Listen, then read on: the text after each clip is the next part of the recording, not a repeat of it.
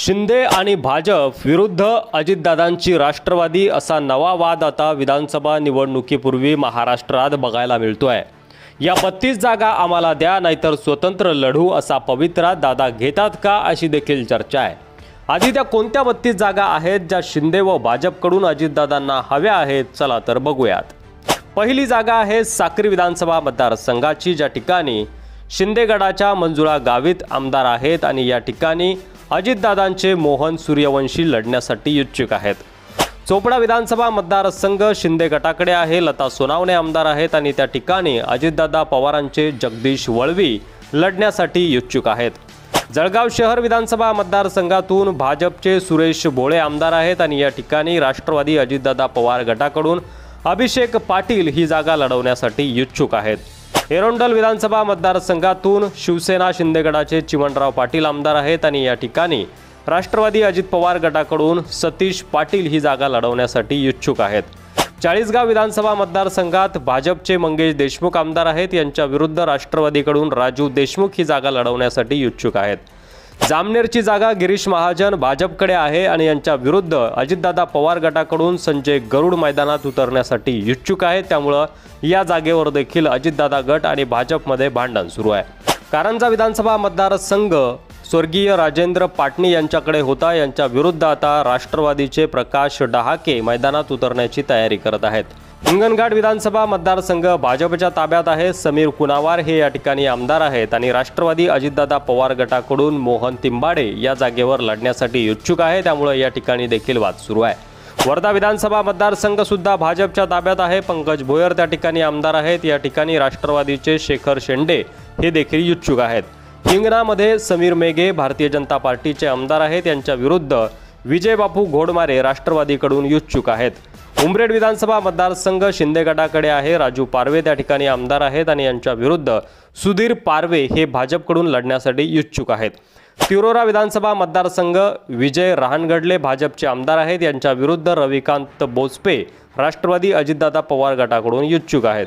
किनवट विधानसभा मतदारसंघामध्ये भीमराव केराम भारतीय जनता पार्टीचे आमदार आहेत, यांच्या विरुद्ध प्रदीप जाधव अजित पवार गट राष्ट्रवादीकडून लढण्यासाठी इच्छुक आहेत, त्यामुळे या ठिकाणी देखील राष्ट्रवादी आणि भाजपमध्ये भांडण सुरू आहे। जिंतूर विधानसभा मतदारसंघामध्ये भाजपच्या मेघना बोर्डीकर आमदार आहेत आणि यांच्या विरुद्ध राष्ट्रवादी अजितदादा पवार गटाचे विजय भांबळे हे लढण्यासाठी इच्छुक आहेत।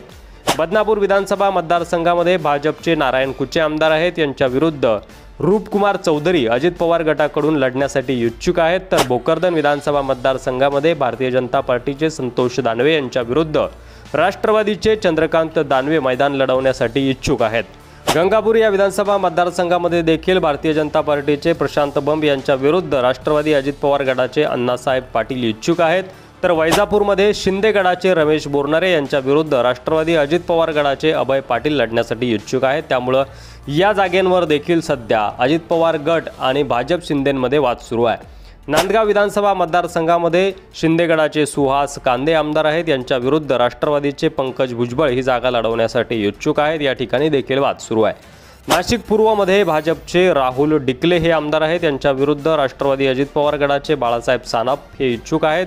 तर नाशिक पश्चिममध्ये भारतीय जनता पार्टीच्या सीमा हिरे यांच्या विरुद्ध राष्ट्रवादीचे अपूर्व हिरे मैदानात उतरण्यासाठी सज्ज आहेत, त्यामुळे इथे देखील वाद सुरू आहे। मुरबाड विधानसभा मतदारसंघामध्ये भारतीय जनता पार्टीचे किशन कथोरे यांच्या विरुद्ध राष्ट्रवादी अजित पवार गटाचे प्रमोद हिंदूराव, उल्हासनगर या विधानसभा मतदारसंघामध्ये भारतीय जनता पार्टीचे कुमार येलोनी यांच्या विरुद्ध राष्ट्रवादीच्या ज्योती कलोनी, ऐरोली विधानसभा मतदारसंघामध्ये भारतीय जनता पार्टीचे गणेश नाईक यांच्या विरुद्ध राष्ट्रवादीचे गणेश शिंदे आणि बेलापूर विधानसभा मतदारसंघामध्ये भाजपच्या मंदा मात्रे यांच्या विरुद्ध राष्ट्रवादी अजित पवार गटाचे अशोक गावडे मैदानात उतरण्यासाठी सज्ज आहेत, त्यामुळे या देखील जागेंवर सध्या निवडणुकीपूर्वी वाद सुरू आहे। दौंड विधानसभा मतदारसंघामध्ये भाजपचे राहुल कुल आमदार आहेत, यांच्या विरुद्ध राष्ट्रवादी अजित पवार गटाचे रमेश थोरात इच्छुक आहेत। तर खडकवासला भीमराव तपकीर यांच्या विरुद्ध रुपाली चाकणकर लढण्यासाठी इच्छुक आहेत, मात्र रुपाली चाकणकर यांना विधान परिषदेवर पाठवून खडकवासल्यामध्ये भीमराव तपकीर यांची जागा भाजप सेफ करण्याच्या तयारीत आहेत। पर्वती विधानसभा मतदारसंघातून माधुरी मिसाळ यांच्या विरुद्ध श्रीनाथ भिमोले हे लढण्यासाठी इच्छुक आहेत। तर श्रीगोंदा विधानसभा मतदारसंघामध्ये भाजपचे बबनराव पाचपुते यांच्या विरुद्ध राष्ट्रवादीचे घनश्याम शेलार, तर गेवराई विधानसभा मतदारसंघातून लक्ष्मण पवार भाजपचे यांच्या विरुद्ध विजयसिंह पंडित राष्ट्रवादीचे अशी लढत होण्याची शक्यता आहे।